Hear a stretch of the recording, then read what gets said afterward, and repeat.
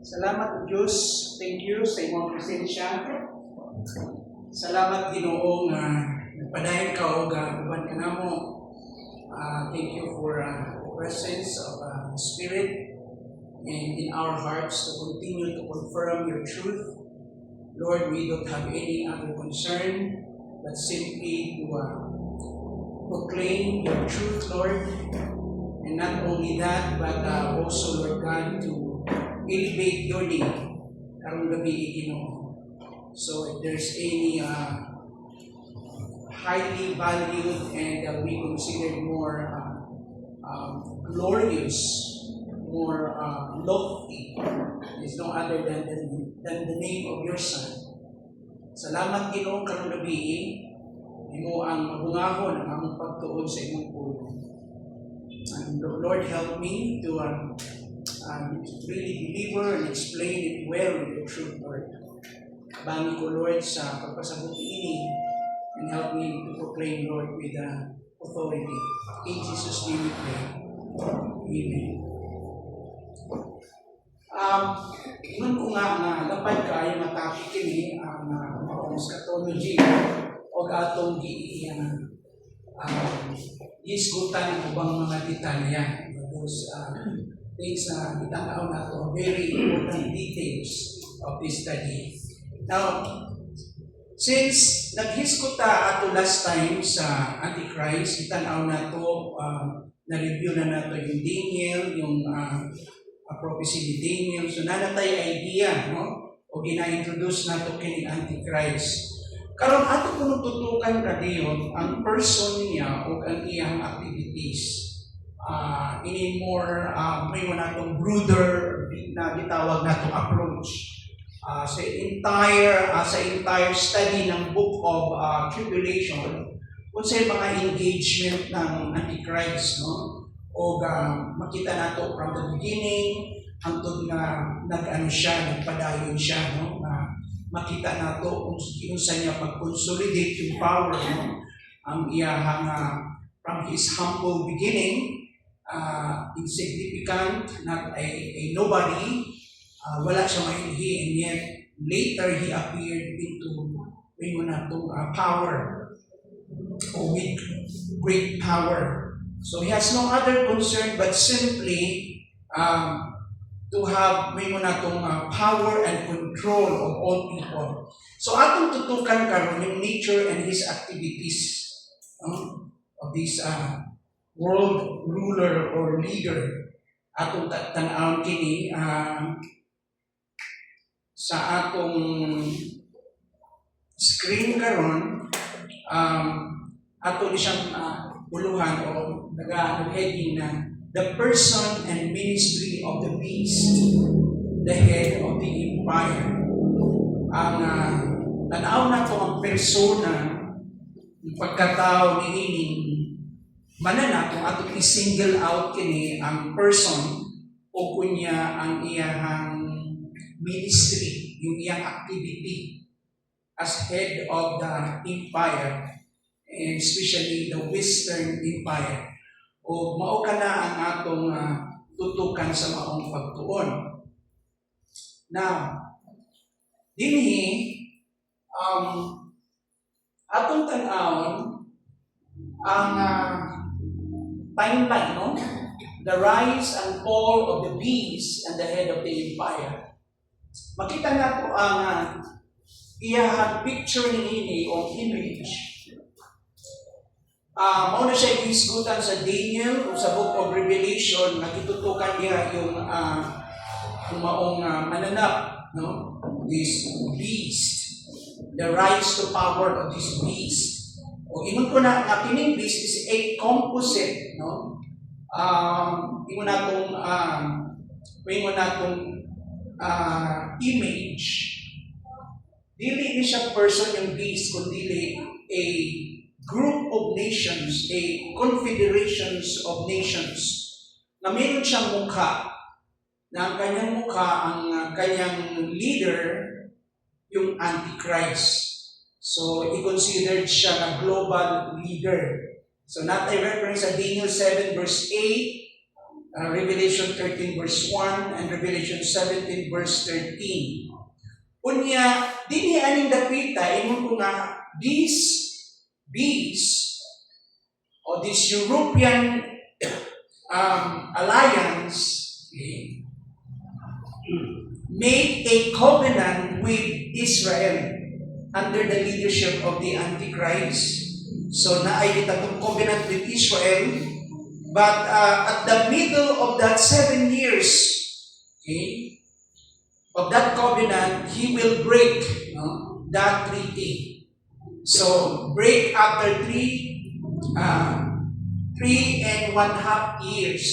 Sa Daniel 9:27 makita nato diha. So kung itaganong timeline ng Revelation, tutukan lang nato yung the day of the Lord o yung tribulation period, yung beginning. After the rapture, the Antichrist will appear. Magpakita siya. Then, he will make a covenant with Israel. The first 3 years. 3.5 years. Then, at the middle of that, makita nato, ito na yung Great Tribulation, ang Antichrist will show his true color, his real nature. Magpakita siya siya tinuod-good na kinaiya. Unya, gikan sa iyahang claim na ay ni contest sa iyahang leadership. So adunay gitawag natong reaction from other nations. Adunay pag-atake. But yet, he really very powerful that no one can stand against him. And so therefore, makita na nato nga na after the attack of that nation's attack in Daniel 11:45 and Ezekiel 28 verse 8, makita nato nga siya, ang final ruler yun, the absolute ruler of the world one day. O tanang mga various alliances will bow down to him. So na-consolidate na niya yung power. And then later on, he will be the principal adversary or enemy of Israel.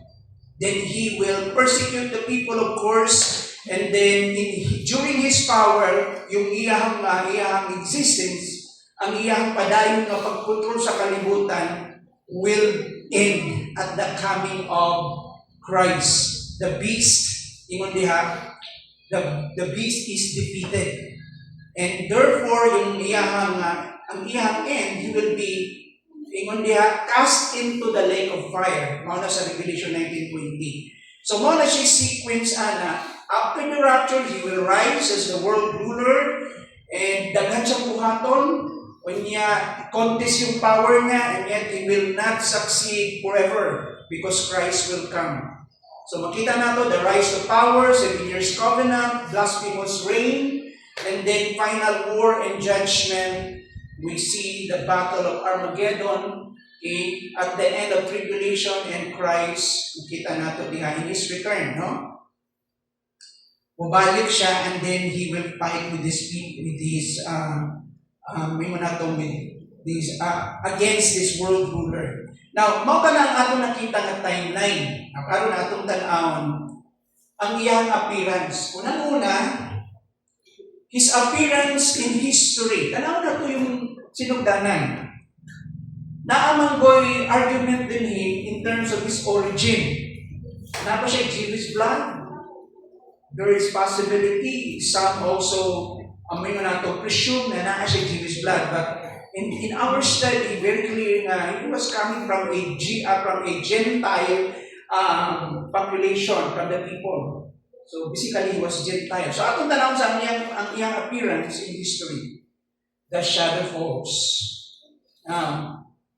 Sa katapusang mga panahon, sa istorya ng Israel, sa Daniel, in Israel's history, in Daniel 8:23, when rebellion ripens and truth is trampled, this man steps onto the world stage. Kini nga panahon, the world is becoming more confusing and chaotic, tugod kaayo, and then kini mao nga Antichrist will appear. His coming coincides with the day of the Lord, sa adlaw ng paghukom, ang iyang pag-abot.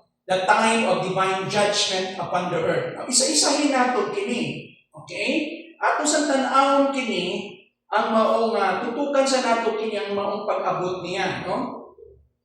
O unang-una, ang prophetic setting ani kung tan-awon nimo sa Daniel 23, ingon diya in the latter time sa katapusan mga panahon of their kingdom, when the transgressors are come to the full, ang pagpakasala, magkagrabe na, no? A king of first countenance, ang hari na adunay dagway, na may mga itong dagway na nasuko, this king with an angry face or countenance, ingon diha, and understanding dark sentences shall stand up. So, muabot ni siya. No? Sa panahon na magkagrabe ng sala. And this verse in Daniel 8:23 situates the beast rise at the climax of human rebellion. But pasabot dili, samtang dili pa nag-intensify, nagkagrabe, ang pagsupak sa mga tao, pagpakasala sa mga tao, dili pa siya maabot. Muabot ni siya sa panahon na the people are getting worse.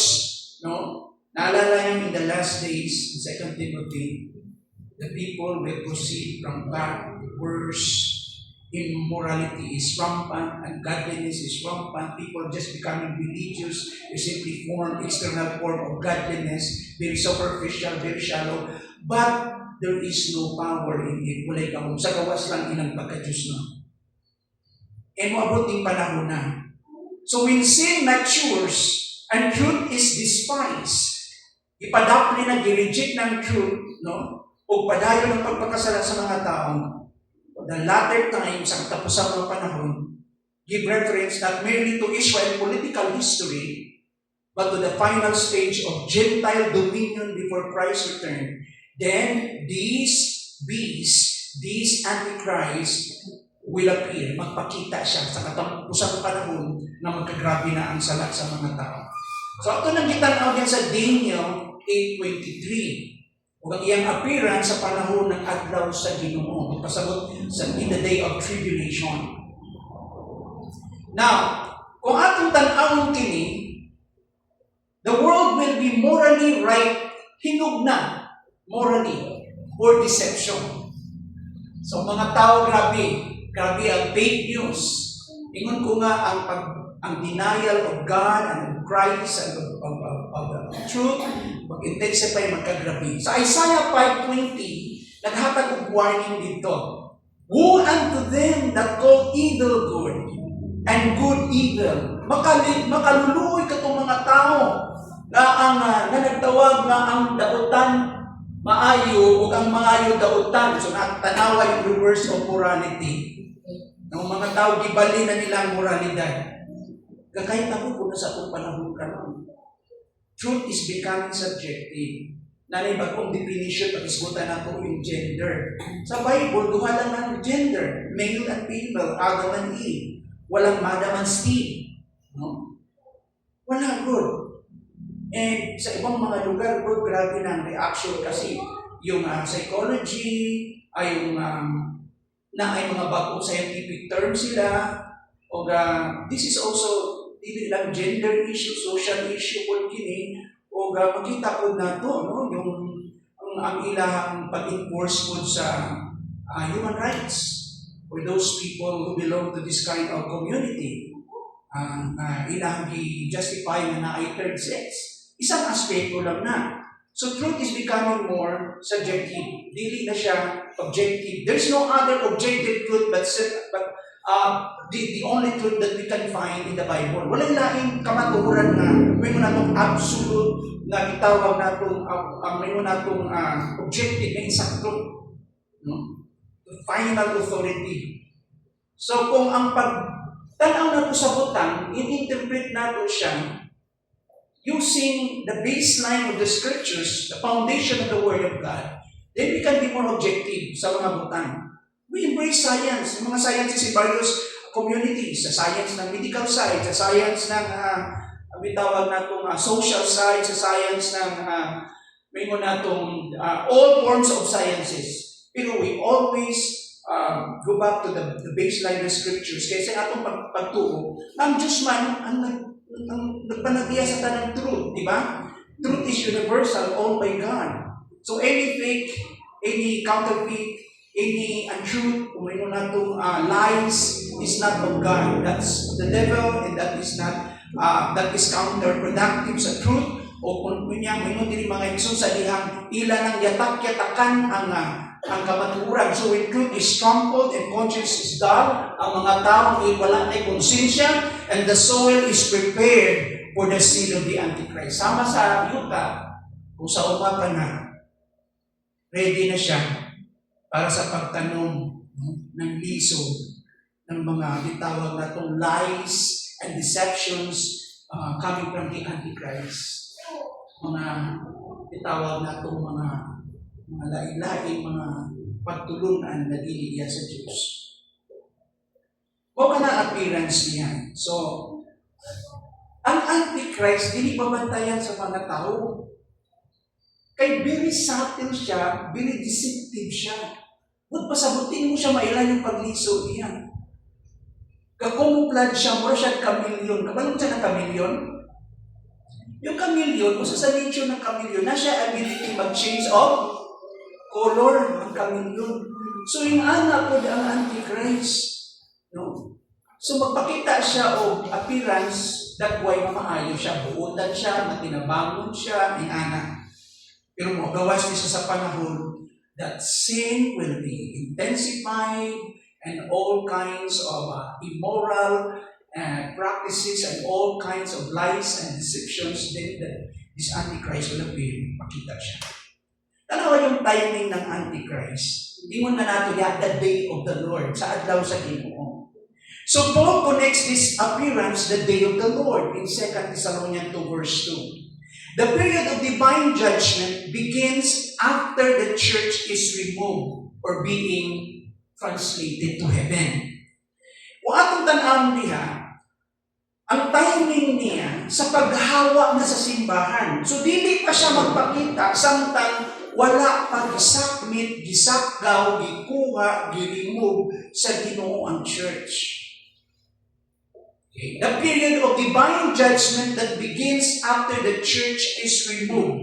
So pag ikuha na sa Ginoo, there is now a separation. God will remove His people, the church. Then, ang may tabo niya karon magsugod na ang period of divine judgment. Yung paghukom na gikan sa Ginoo. And this day is not a single 24-hour event. Dili 24 oras na ang hitabo, but a prophetic season encompassing or covering the tribulation, the second coming, and the establishment of Christ's kingdom. So this is a long period, of course. Okay, kaya nagitawag na ito na 7 years of tribulation. Then after that, the second coming, unya ang pagpanday, pagpatukod niya sa iyahang ginharian. Dili sa the millennium kingdom. And that is exactly what Prophet Joel said in chapter 2, verse 1 and 2. Verses 1 and 2. Describe it clearly or vividly. Klaro kaya ang gingon, a day of darkness and gloomness. Ingon diha, a day of clouds and thick darkness. Ang adlaw, no? Na moabot na mangit-ngit na adlaw. Ibig sabihin niya, i-describe din yung paghukom sa Ginoo. It is the hour when God's patience ends. Kini ang adlaw nga ang pasensya sa Ginoo tapos na. Parang sinasabi ng Diyos, enough is enough. Now justice will be served. I will express my judgment. So God's patience ends and His wrath begins. Ang iyang kapumot magsugod. When the beast rises as the world false Messiah, magpakita siya na siya ang Savior of the world, ang maong Antikristo. Maong ka na. Now, tanaw na itong story ani padayon.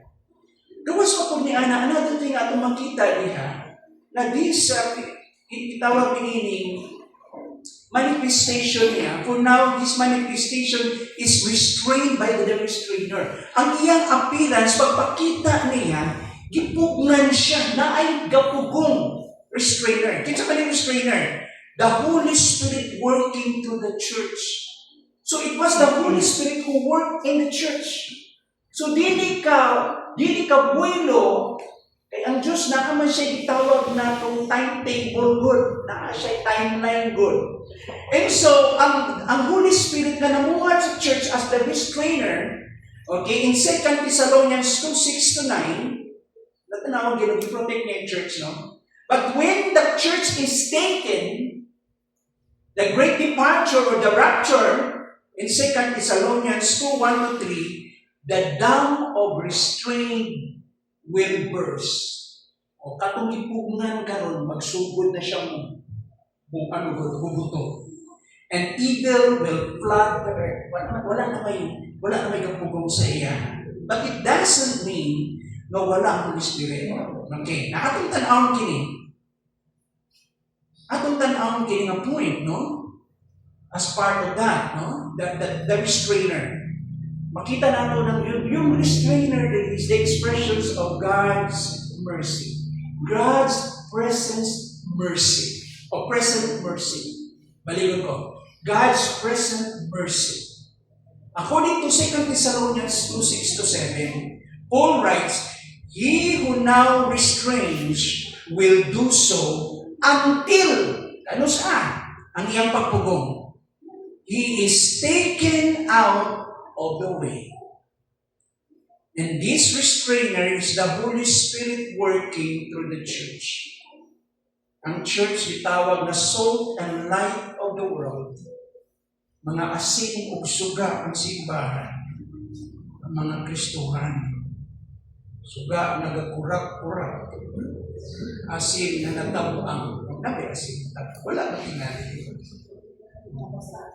Ha? Anong bitawag ng tang asin? You are the salt of the earth. Asa mong gamito ng asin? Sa pagkaon. O daga na kayo taon ka ng imagination na application na to sa asin. Don't you know nga ang asin ko? Literally, ginagamit na fertilizer sa tanong. Agree? Oh, if you do a study, Tagalog application yung macho about the salt, ang salt, usahay po, ang iyang illustration niya, fertilizer siya. Now, karon, as long as the church remains, samtang ang simbahan nagpabilin, evil cannot fully dominate. Dili makabuelo ang dautan. Dili makahari ang dautan. But, when the church is caught up, rapture, pagkasakda mo na, to meet the Lord, the restraint will be lifted. Yung pagpugong kitang-tang na. Sa Street of Hormuz, naitig pugong. Diyan, naliptid na ba yung babag dito na tangtang na? So then, the floodgates of wickedness, grabe yung baha ng pagkadautan, will open. Mura nagbaha, no? And the beast will rise without any hindrances, or without unhindered. Gawas mo siya na walay hindrance, walay gapubong, magka-gravity. Now, tanaw na to, kung yung departure, kasi very,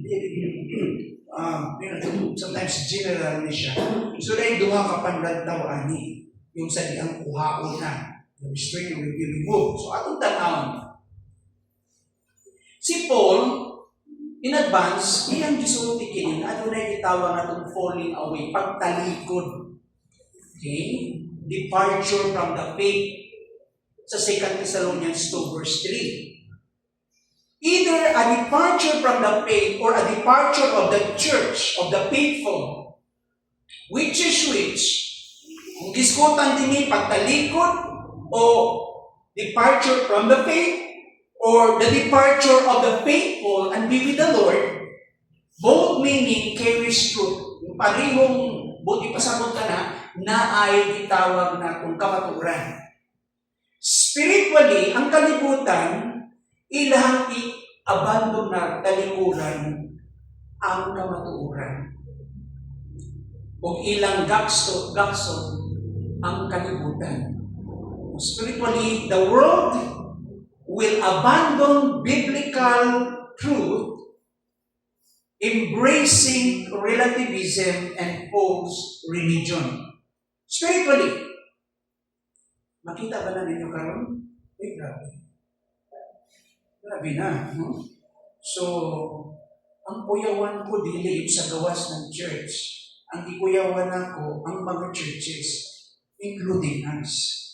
Kasi we are not accepted. We are not immune to any tendency or also to that tendency to behave as the world. Kung ganyan na ayaw mo pagkinabuhi, sumala sa dagan, sa struktura, sa itawag na itong pattern sa kalibutan. Nga, dili ba nakausap na sa ugali mo niya? I urge you. Ang language siya na nasa present tense. Keep doing it. Sabihin, continue to offer your body daily, every single day. So there's a constant, itawag na decision every day to commit your body, your entire self to God. Kaya nga naman, this is a spiritual battle. Number 1 natong kontra yung atong weakness. Number 2 natong kontra ang kalimutan. Number 3 natong kontra ang yawa. Amen. And so there's a constant battle. Kaya nga mga igsuon, katong mga naadihan sa kalibutan, sa panahon katapusang mga adunay falling away. So, physically, the church will be part in the rapture. Physically, kuhaon good ang mga Kristohanon. Living a spiritual vacuum. Tanawa, nawala na ang soul and mind. Nawala ng influence ng church. So there is a spiritual vacuum. Na dako nga vacuum na. Dako kayo nakahawangan ba? Nga kinahanglan na ay mobilitin na. And so may tabo niya na living a spiritual vacuum. Ang maong dual departure na yan sets the stage for the Antichrist deception. So dito bibida ang Antichrist. Na ang mga tao, nangita good sila ng kamaturan. Kung desperate yun sila kaayo for stability. And anyone who will claim to be a savior, they would just easily recognize him and embrace him. Kinsa may namingon ni anak, ay ang mga tao muduol yun. Kaya they long for that. The world will be desperate for a Savior. And the beast will rise to meet that cry. Parang sinasabi niya, ako ang solusyon. Mayroong problema, ako yung solusyon. Pero remember, yung solution niya is poison. Una, ang kalimutan. Bawa ng unang-unang makita na po sa yawa. Sa iyang pagpamuhat sa Antichrist. Now, karon, itanaw na nato ang departure. Tanaw po nato ang world's cry for a Savior. Kalibutan ng itag ang luluwas. Physical, sa ato lang time. Di ba? Ano na tayo, contextualize lang nato kagiyot sa nasod nato. Ang mga tao galong o leader. Oo. So narin mga question, what are the qualifications or qualities of a leader? Somebody who will be the president of this nation. Narin mga pangutana. Kaya nga naman, dako ang unang presidente. Now, ang pinag-uusapan natin dito, hindi lang presidente ng isang nasod. Pinag-uusapan natin a world ruler. So mga tao, gusto nila ng kalinaw. So when chaos reigns, sa diyang maghari ang kasamo, na ay gubat, na ay economic collapse, na ay moral confusion, the world will cry, who can save us? Kinsay makaluwas na mo? Kanus ba mahulong ng gubat sa Middle East? Kining gubat. kanusa pa manaog ning mga yung inflation nito, yung pagburot sa mga palaliton. Who can save us from this economic collapse? People long for economic security and food security. O naamay atong unang baliton pagkaon yun na para mo survive ka. O ba niyang cry sa kalibutan, kinsa mo luwas na mo. Into that vacuum, niya anong dakong kawalan. Okay? Steps the beast. The Antichrist will enter into the scene. He will step in, offering peace, unity, and prosperity. Very positive ang iyang itawag nato proposal. And our Revelation 13:3-4 records the world's reaction. Ang reaction ng mga tao sa beast, sa mananaw, very positive. Open your Bible now. It's an isip one Bible yan. Tanaw mo ang ilahang reaction. All the world wondered after the beast, saying, who is like unto the beast? Ito may parihuan nila. This system, this kind of governing bodies, kining maong klaseng alliance under the leadership of this leader. Atong basabog ka na. Kita ba'y na si Juan niya? Atong banawin niya. He will appear, the Antichrist will appear as the answer to humanity's longing. Sa ipangita doon sa kalibutan. But his peace, ang iyang i-offer na kalinaw, lason. His peace will be poison. A venom. Mura na siya lasa manana sa halas. His unity, ingon diha, deceptive, pangilag na, panglinggo. His prosperity is short-lived. Mumurang niya i-offer na kahamugaway o kadagayahan. Na ako basahon ang Revelation 13, kay mo na yung panlantaw sa mga tao. Sikat kaayo siya po, no? Revelation 13, verse 3-4. Ingon din tugutin ko nga atong basa. 3-4, ingon din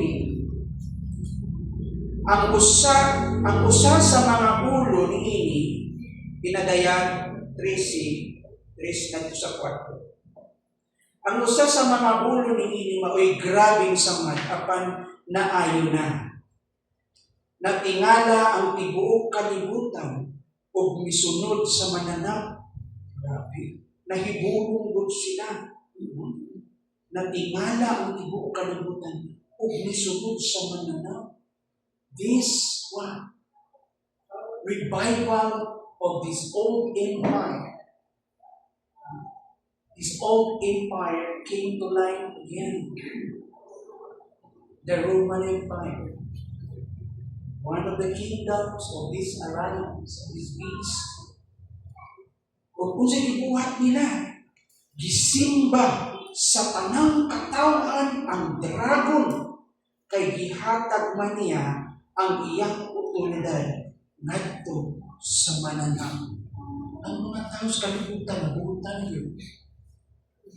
Kung naman sila sense, if they're still in the right senses, saktong panghuna-huna, ito na-reverse na. Ang daotan, maayo na ang tanaw. Ang maayo, daotan na. So kung ikaw anong panahunan, tabangan ka. No? Kung ikaw rin lahimuhang pandataw, kaya ang tanang tao mo sunod sa mananaw. Kung maugin yung mga ison, so siya ang tubag sa itawag natong pangamuyo sa mga tao. Now karon, mao ka na. Kasi practical importance or significance ni para ka nato kang panahon. Unang-una, kung maghisgot tayo ng appearance ng mananaw o Antichrist, daghan namang mga Antichrist, false teachers, o false prophet since sa time pa ni Christ. Mo ganin ang reason na yung gisulat ni John, yung Gospel of John. I-emphasize niya na Diyos si Kristo. Kasi ga-exist na Jewi siya all time. False teacher. Si Ritus.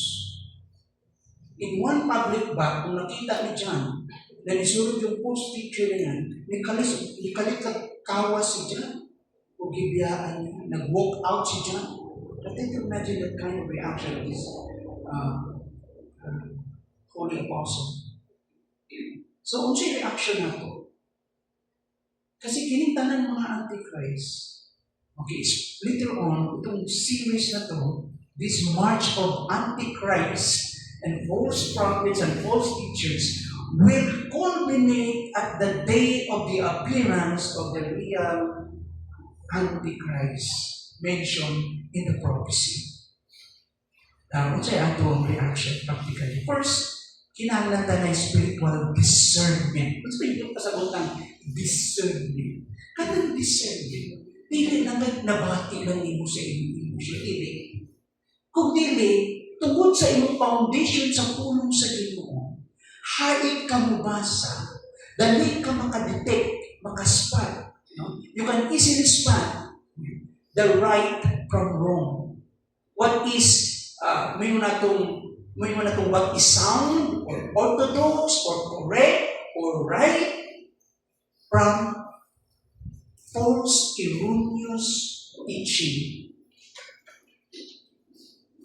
Very important ka na spiritual discernment. The spirit of the Antichrist is already at work. Kung sa isulti ni John, sa 1 John 2, verse 18, and John 4, verse 3. Ang espiritu sa Antikristo, the devil himself working, no? Behind this, ugnaan na. Every ideology o mga panlantaw na kung diin gilimot si Kristo, si Kristo Ginoo, o ang gituboy ang tao, ang gahom sa tao, giandam kini sa dalan paingon ngadto sa Antikristo. This kind of mindset or ideology. Every ideology that denies Christ's lordship or exalts human power prepares the way for the Antichrist in the future. In other words, in application, believers must anchor their faith, ilang iangkla ang ilang pagtuo sa pulong sa Ginoo. Not in a political savior or cultural trends kung unsay uso karon, labi na kung kinsay na kung tingog o kinsay mga political wingon nato saviors o savior o manluluwas usahay gud dali ta madani diha kung dili nakaangkla kita sa pagtuo. Kay nga naman ang yawa galihok sa daghang mga pamaagi. So, important yung spiritual discernment. Number 2, napalo na po siya. Huwag ako yung discernment. Ganihaw pa siguro niyo. Anong baligo? Okay na. Thank you. Ikaduha, moral watchfulness. Hindi magpasabot ng watchfulness. Mabintayan, mabinantayan. Pero hindi nilang basta mabinantayan. Yung word na moral means good, correct, sound, exacto, righteous. Paliw ko sa isa. Wawa na siya. Okay. Ang pinalang po isa. So, sa katapusan ng mga adlaw, ingon diha, are marked by moral decay. Ang katapusan mga adlaw na ay mga ilhanan kini, mamarkahan kini, mailan kini, na doon ay gitawag na itong moral decay. So there is a moral decay. Sa 2 Timothy chapter 3, 1-5, akong basahon sa inyo, mga igsoon. Para lang mabuhi padayon sa ato kini, no? Mahinumduman nato. Okay, 2 Timothy. Kaya nga, hindi ko ako naka-align o I am not in agreement with the idea na the world will becoming better before Christ will return, will come. Na ang kalibutan, upaingon sa pagkamaayo. Na mudominar na, mudominate ang mga Christians. Na mubalik yun sa panahon ng idea of Christendom. You are going to Christianize the world. No. Ingon ang Biblia, sa katapusang mga adlaw, makuyaw gud ng panahon kini ang moabot. Akong basahon, 1 to 5. Ingon din ni Marisol, chapter 3. Timan ikini, sa katapusang mga adlaw, moabot ang mga malisod na panahon. Ano ba ni malisod na panahon? Kung sa'yo konteksto ani, maglisod ba ang kahintang sa mga tao, sa ekonomiya? Nung diskutan diri is about moral collapse, about ungodliness, the increasing number of ungodliness. Ino din timan ikini, sa katapusang mga adlaw, moabot ang mga malisod na panahon. Ito ang verse 2, elaboration niya. Ang mga tao maghuna-huna lamang sa ilang kaugalingon o sa kwarta. Hambugiro sila, mapahitason, bugal-bugalon, masupilon sa ilang mga ginikanan, dili mapasalamaton o dili Diyosmon. Ungrateful ng mga tao. They're always entitled sa kanang panghitabugon. No? O dili Diyosmon. Verse 3, wala sila'y kaluoy, wala'y puamon, tigbutang-butang, mapatuyangon, bangis, madinungtanon, sa maayo, mabudhion, mapasagaron, o garbuso kaayo. Panabihon nila ang kahilayan kaysa Diyos. Magpabilin silang reliyoso, apan isalitway nila ang matuod na gahong nilini. So what we have in the last days is only forms and rituals. Purma na lang. Wa na'y gahong sa kinabuhi. Ug mao kining diskutan dinhi. That is why we have to be what? Morally watchful. Kadiyot lang. Daan na sa katapusan na intensify good, kakagrabe ang pagkadautan sa mga tao. So this is the practical significance of it.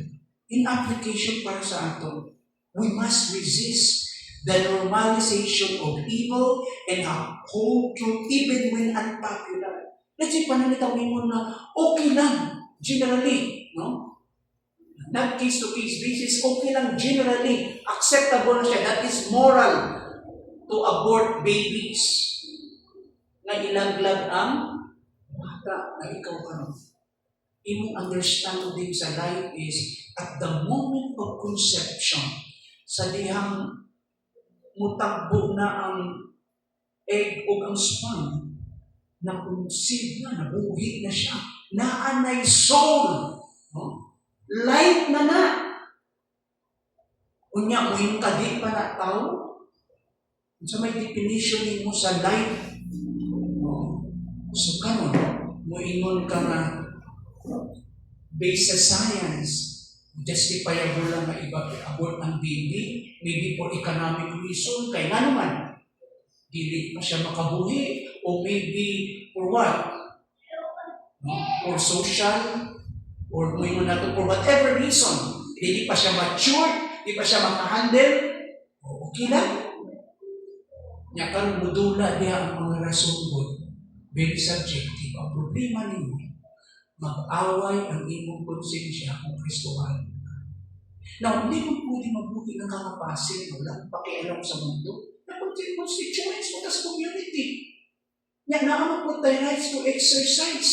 Nagihatag sa ako. Ako sa kabutang dili mahimong balaod ka na, kung dili o man, walay mga concerned citizens and group of people na mag-rally dito and they're going to campaign kung unsay right. Napasagdanin mo ang evil mo, ipadayon, dautan mo, ipadayon mo daon. Amen? Although sa kalibutan, this is also a tug of war. The battle between the righteous and the unrighteous, mao ka na. But we have to be, watchful minds.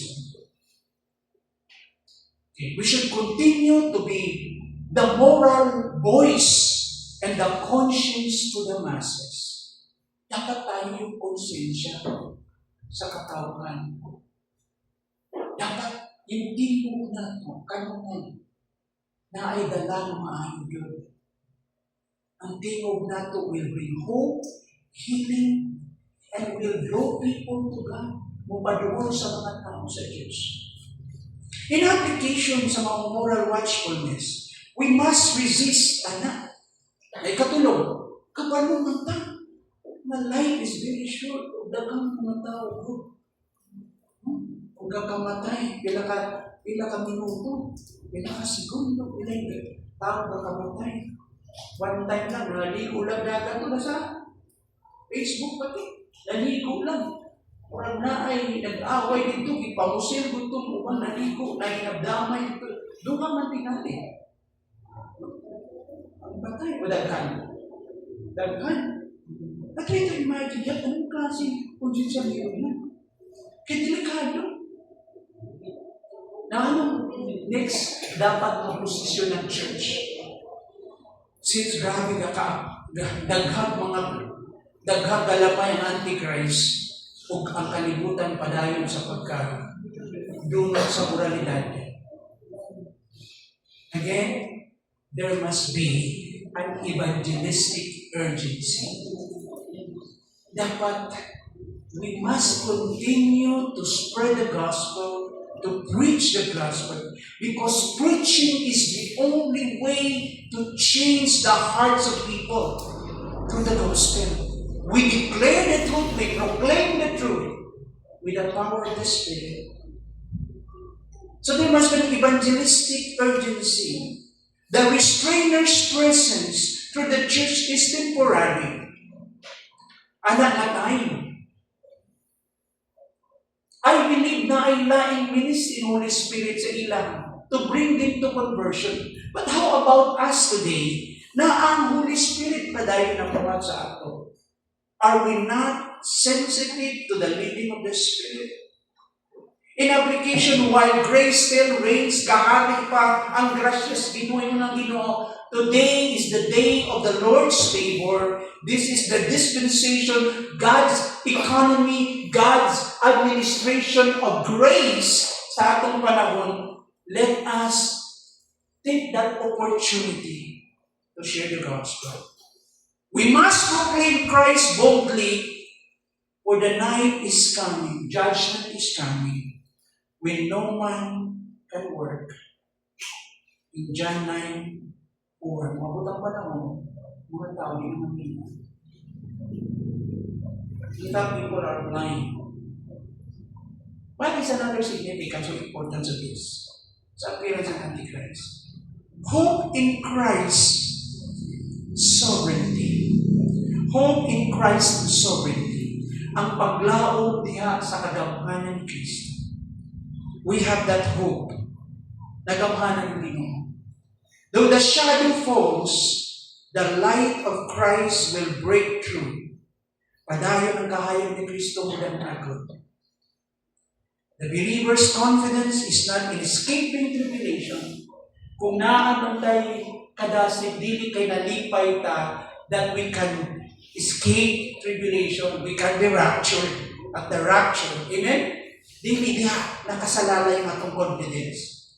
But rather, our confidence is based on the triumphs of the Lamb. Ang atong kadasig nakabase sa kadaugan ni Kristo, ang Kordero sa Diyos. Amen? Asa na ito? Nakuha ko na reference in Revelation 17 verse 4. That is why very, very optimistic, very positive ko. Ang church, the people of God, are destined to the throne. We are destined to victory. We are destined to triumph. Magmadaugon kita. Walay Kristohanon mo na talunan. Kaya nga, this will help us na bisan tungkol sa kalisod, no? Natay mo sa di mo manlantaw. But I still have time. 20 minutes. 20 minutes. Number 2. Tanaw na itong origin ng Antichrist. His origin and identity. Bantayan ninyo, the sea and the empire. Alam mo yung sea, ang dagat, symbolic na siya. Naghisgot na siya mga tao sa kalibutan. The Gentile population, the non-Jewish population. His origin and identity. Atong tanawang ka na. Tanawa, the Antichrist emerged from the sea. Asa siya gikan? Sa dagat. Symbol of the restless Gentile nations. Atong basahon kini sa Revelation 13 verse 1. Pinadayan. Diin gikan ng Antichrist sa dagat. Don't take it literally yan. Kasi gawas po kalin dito, no? Nga, atubang mo ng pantalan niya. Kano saan ang abot ng Antichrist. Okay. Kini nga sa'yo. Ingon din ni verse 1. Unya nakita ko ang usa ka mananap nga mitunga gikan sa dagat. O kini nga mananap may napulog kini kasumay 7 ka ulo. Kasi nakita yung description sa mananap, naa siya'y 7 kasungay o napulog kaulo. Asa? Oo. Balikon ko. Balikon ako. May napulo kini kasungay, na siya napulo kasungay o 7 kaulo, 7 heads, and then horns. Now, mao niyang mananap. So, ang Antichrist, gikan siya sa dagat, nagasimbolo siya, the symbol of what? The restless Gentile nations. Mao gyapon ang description niya sa 17 verse 15. He is not of Israel, but of the nations. Dili siya gikan sa Israel, kundi sa daghang mga naso. His roots trace back to the Roman Empire, the people who destroyed Jerusalem in Daniel 9:26. Atong tan-aw kini sa isa. Unang-una, tan-aw na to yung he was coming from the sea, emerging from the sea. According to John, ingon nga diyan, samtang nagbarog siya, and I stood upon the sun of the sea, dito siya sa balas, no? In the seashore of the sea, and yun siya, and saw a beast, yung nakita, ang mananap, rise up out of the sea, having 7 heads and 10 horns. The sea in prophetic imagery represent the restless, chaotic mass of Gentile nations. Kini mga panahon na.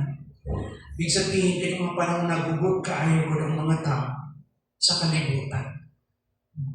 Pila ang mga leaders nila sa kalibutan. And they look for somebody to take lead ng gawas gikan sa ilahang taliwanan. Revelation 17 verse 15. This confirms that the beast is not of Israel, but arises from the Gentile world. His identity is rooted in the turbulence of human politics, wars, and shifting empires. Kano sa siya magawas? Sa iyang gubot na kaayo, God. Ang politika na apay gubat o nagkabago-bago ang mga alliances and loyalties sa mga leaders. They're shifting empires. Kung makita nato, samtang nagkagugot, the world is becoming more, the world is chaotic, gugot kaayo. Then, diha mo gawas ang Antichrist, the beast. Ibig sabihin, ma-form ang bagong alliance. Now, try to imagine this. Ang ga-exist karon sa Europe, mao na nakita nato, di ba, na United Nations, yung UN, di ba? O, yan na yung mga daghang pang-appeal ni Ana. And in fact, ang Pilipinas gusto na ito makuha ng non-permanent seat dito aron na ako tayo tingog na represent sa atong nasod o sa mga neighboring nation sa Asia kasi na binakaroon chairman ng atong president sa ASEAN, no? O mai-represent good niya. And makita nato kini formation karon dili wala pa man kayo gubot. Kailangan magubot sa kanya magkaroon ng bagong sistema, bagong alliance. Daghan mo na doon, may J7, tsaka to. Na ay, daghan kayong grupo sa Europe. No? Na ay mga iba't ibang klaseng grupo good. For mutual security reason, for economic security reason, whatever reason. Oh. Tinabangay, pero naay mutubag sa future ko. A very powerful alliance that somebody out of nowhere, a significant person, will become a world leader another time. So mao kini may tabo mo iso. Kini mao Antichrist coming from the sea, coming from the Gentiles. Naa siya Roman connection. So let's talk about the Roman connection. The Roman connection. Alam mo, ang Roman Empire is the fourth empire, okay, of the world in the past. Diba, naalala nyo? Yung mga, yung times of the Gentiles. In fact, ang unang ang niatake sa Israel before, Assyrians. Remember? The Assyrian. Then later, the Babylonian. Then after the Babylonian, we have the Persians, the Grecians, and the last, the fourth kingdom, na part sa Vision ni Daniel, yung upat ka mananap dito, katong image, no, nagparugod na tao, na nag-divide mo ang iyang lawas o lain-lain ang description ato. Pero palihura sila, consistent ka sila dito sa upat ka mananap. Ang i-describe na ni Daniel dito, yung upat ka kingdom, 4 empires. And the last empire, the Roman Empire, is the longest empire who controlled the world, okay, in history during that time. Yung pinakamataas. And after that, wala na, umina na siya. If you study church history, no, makita nato yung gugot, pumasok ng mga barbaric tribes, Germanic tribes, na yung mga fight na against the Saracens. Then, daghan tayong mga grupo that is part of church history na hinay-hinay God, nag-decline ang Roman Empire. Pero actually, ang problema niya wala nang gikan sa gawas. There was a moral decay. Nagsugod sa sugod. And that is why they cannot cope up, hinay-hinay na sila, tawad na sila control. Kasi, among themselves, sa sugod mismo, ang deteriorate ang kingdom ng empire. There's so much politics and grabbing of power, yung mga emperors, they fought for one another, makita na to. And so there will be a revival of this kind of empire. But the same spirit of the dragon or the devil is working. Daniel foretells the people of the prince that shall come shall destroy the city and the sanctuary. Ingon diya si Daniel sa iyahang prophecy. Ang the people of the prince, ang katawan ni mga prinsipe na muuy mo abot, shall destroy the city and the sanctuary. And who were these people who destroyed the city and the sanctuary in the past? Remember 70 AD, kinsa ang nagsunog sa city of Jerusalem? Si General Titus of the Romans. 70 AD. The people of the prince that shall come shall destroy the city and the sanctuary. How many years, God, before sa time ni Christ? Until sa time na nag-exist ang church. So coming from that roots of history, from the Roman influence, Roman power, this points directly to the Romans. This prophecy of Daniel in 9 verse 26, who destroyed Jerusalem in 70 AD. The beast, therefore, is linked or connected to a revived Roman Empire. So, ang mananap, ang Antikristo, okay, find his connection in the revived Roman Empire.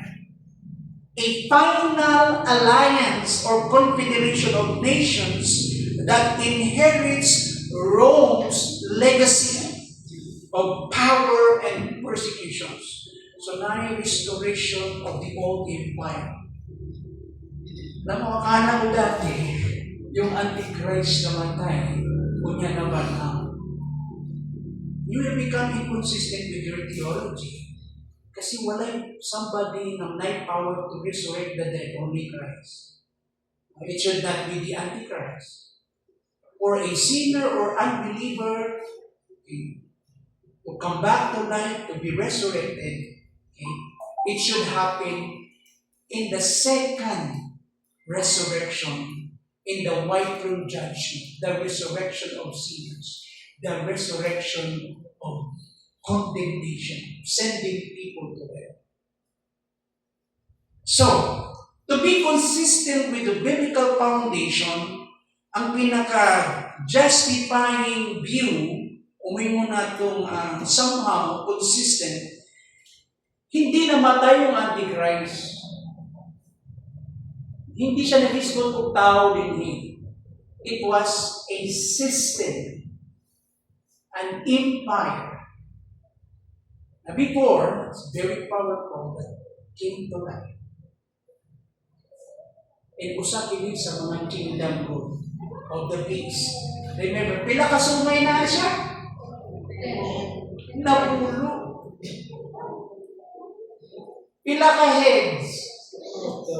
Pila? 7. Usay tawagon kita, the Philippines is the pearl of the Orient Sea. Babylon is the cradle of civilization. Japan is the land of the rising sun. Rome is the city of the 7 hills. Bantayan niyo yung mga clue na yan. Babalikan natin ito. Ha?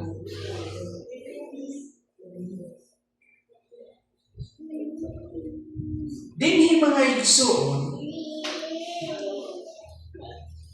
that is why Revelation describes him, the Antichrist, as seated on the 7 hills in Revelation 17, 9 to 10. Balat, open your Bible.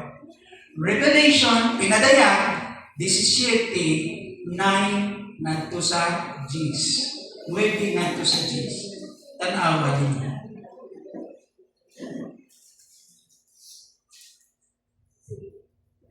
(17, 9 to 10). Kining butanga nagkinahanglan og lawom nga pagsabot.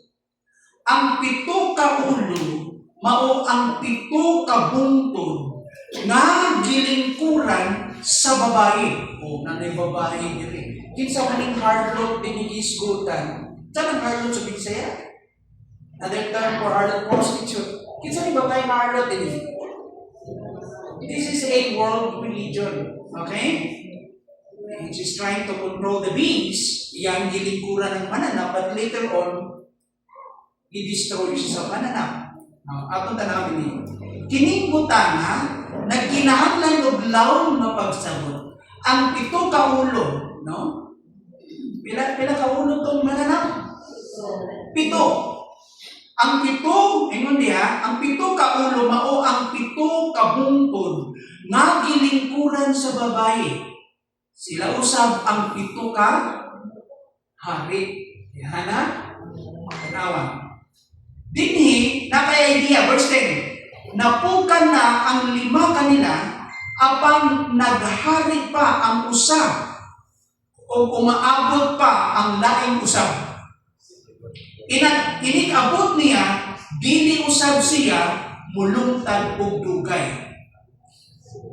Verse 11, ang mananap nga kaniadto buhi apan karon patay na mao ang ika-8 hari nga kauban sa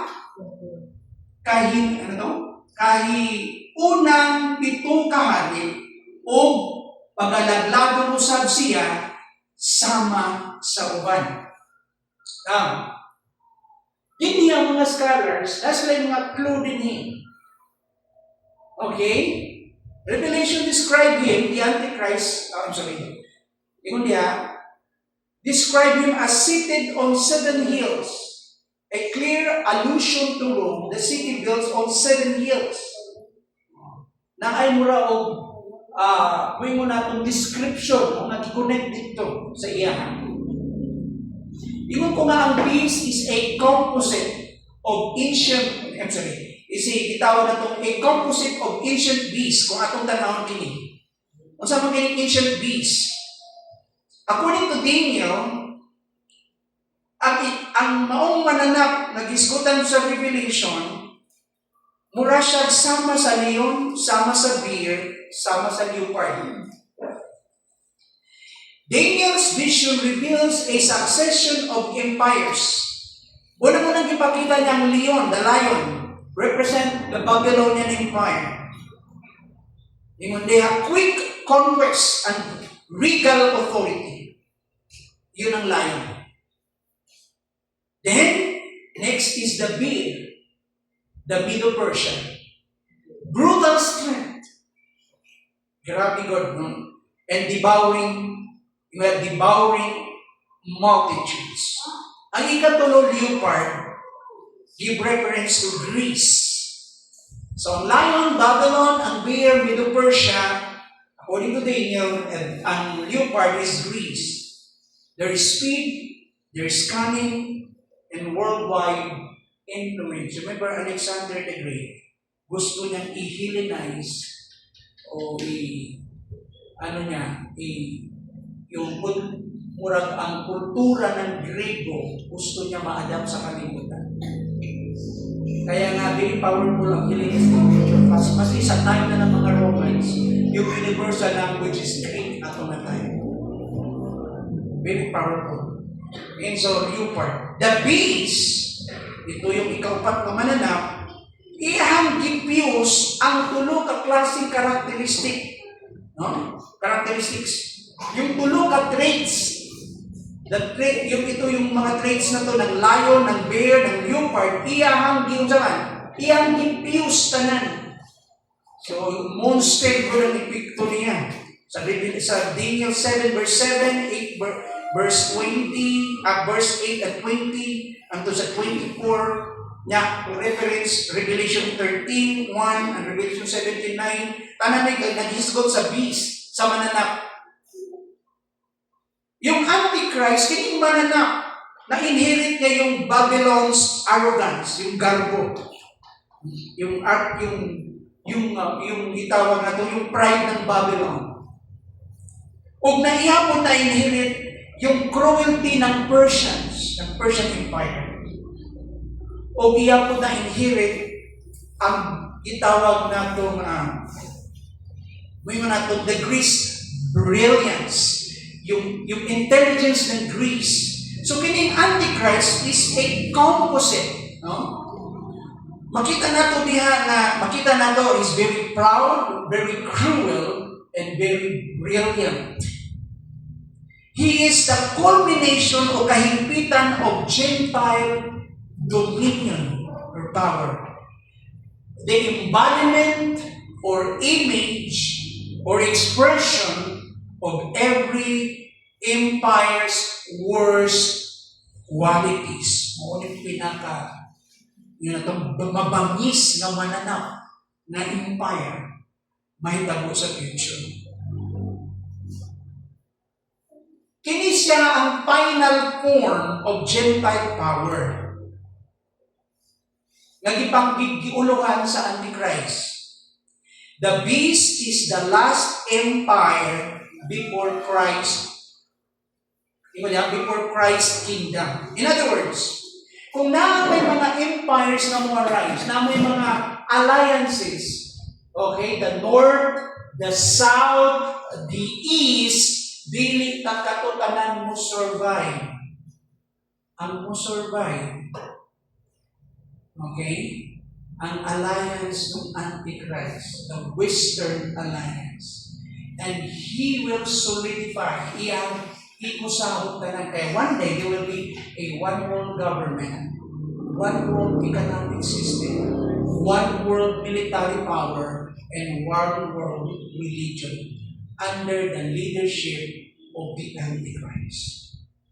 This is the final form of Gentile power. The beast is the last empire before Christ will come in His kingdom. Daniel saw it as a dreadful, makanilisang kini. Terrifying beast. Kuyaw kaayo kini nga mananap. Unlike any before it, dili sama sa mga empires and kingdoms kami ato. This is the worst one.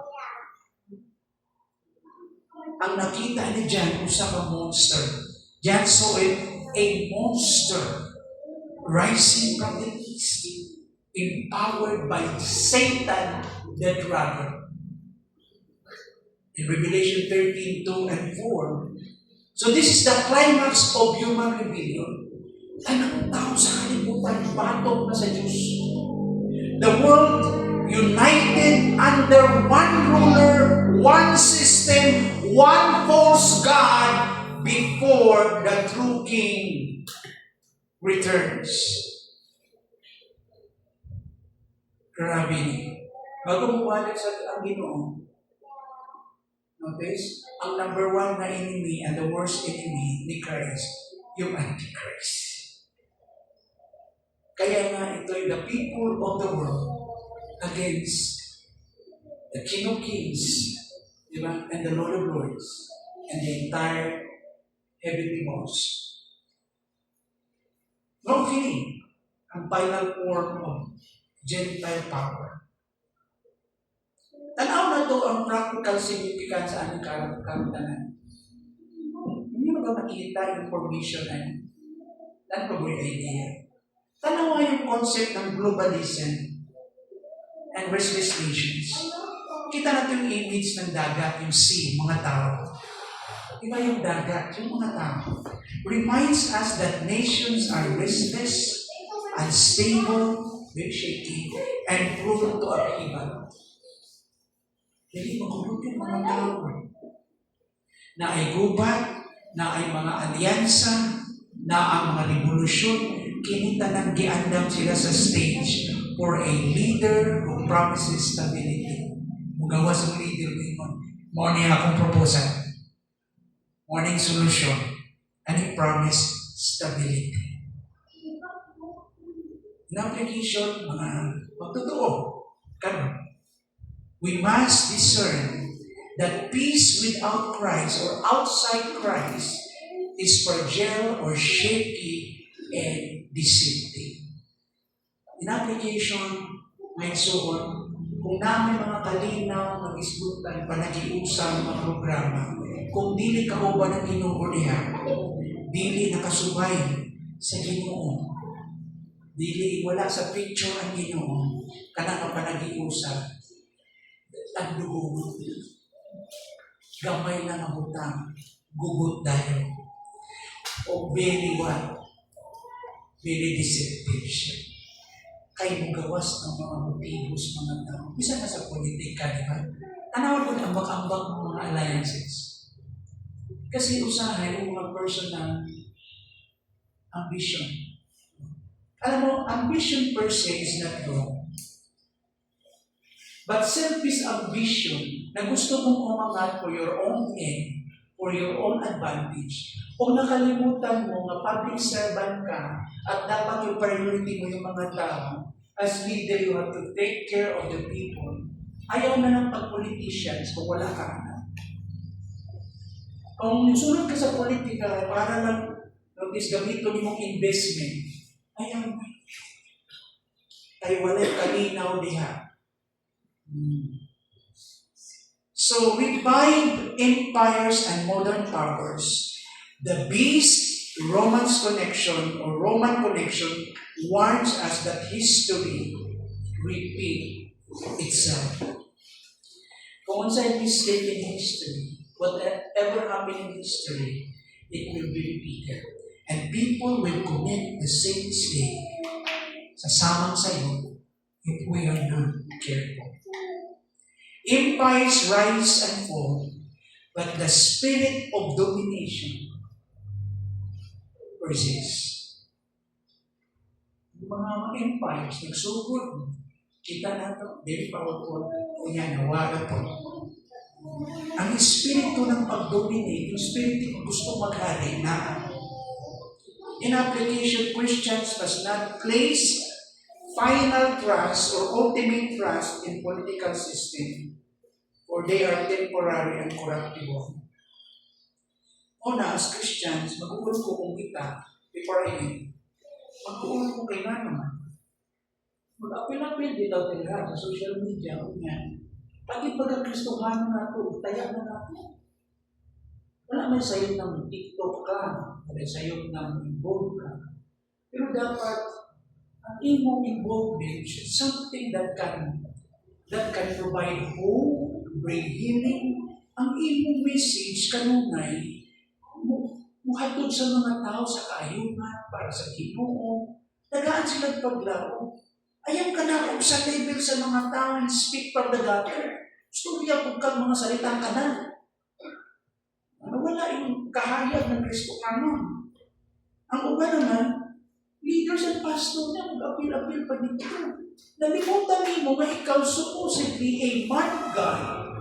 You should manifest or somehow flesh out, ikinabuhi mo ang pagiging example na Kristohano. Padapli na lang natin pagka-pastor, pagka-leader, yung Kristohano na lang. Kasi posisyon lang yan, ikuling lang yung pagiging pastor. Una sa tanan, Kristohano ka, nalumas ka. Kaya ikaw kung gusto niya po, very, alam mo, wala akong problema. No? Sabi ko, ano nangyari yun? We have Holy Spirit, di ka mag-aampo, maminaw sa imo sa imo, isulti. Nadalaki ka mailan, very gullible ka. Nagan lang ang mga madungog na ito. Ano sa ka-Kristohano? Critical siya, in a positive sense. Naku na siya madungog, kabalita, kalit lang. Ato man yung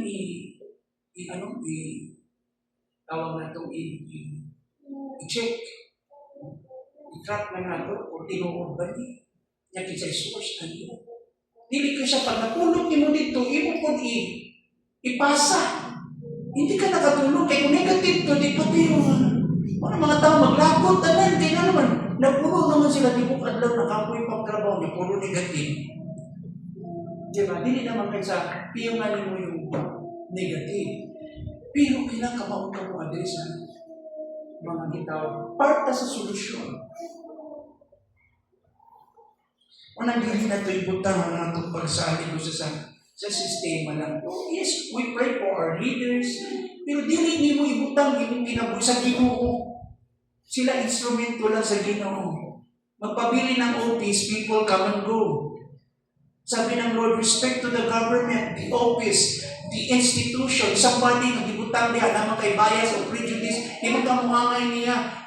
Because that is his office, and because God placed him there, you have to recognize that. We have to respect people in uniform. We have to respect ang to sa kinagamian good na opisyal sa gobyerno. Pero dili na ito ibutang dito ang atong pagsalit. People, yung nadihan, they're not perfect. Isang pag-Kristohano, Christians must not place final or ultimate trust in political system, For they are temporary and corruptible. Hindi mo maiwasan mo sa mo appear without motive sa tao. Sa kinsa, kaya. Pero importante lang, maayo ba mo buhat, nabay agi. Kaya nga prayer na to. Bisag hindi kayo Christian sa naadiha, ikaw may ikot. Remember the doctrine of divine providence, ang ginawang ganiso sa kasing-kasing sa hari. Amen? Siya'y magbutang, siya bumutang-tang. Amen? Knowledge. And so, nang muna yung lesson at makatunan, I will end in evening so on.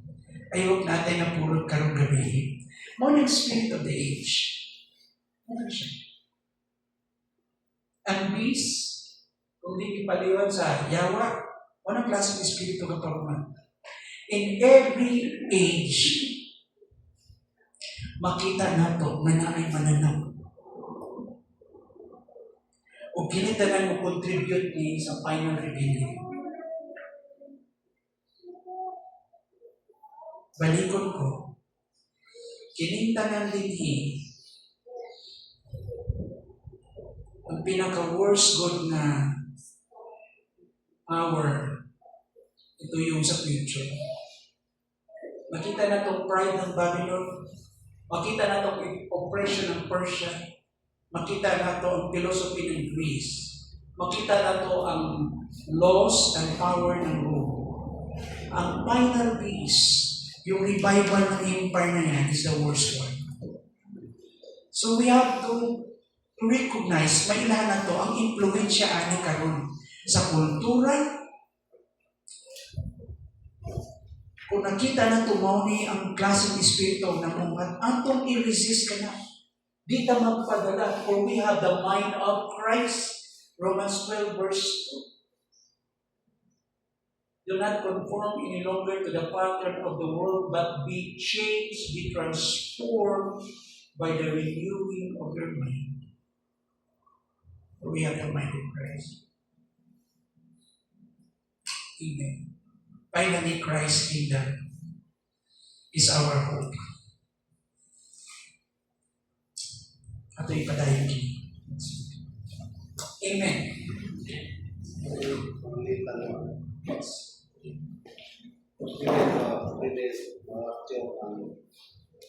Sa Twitter.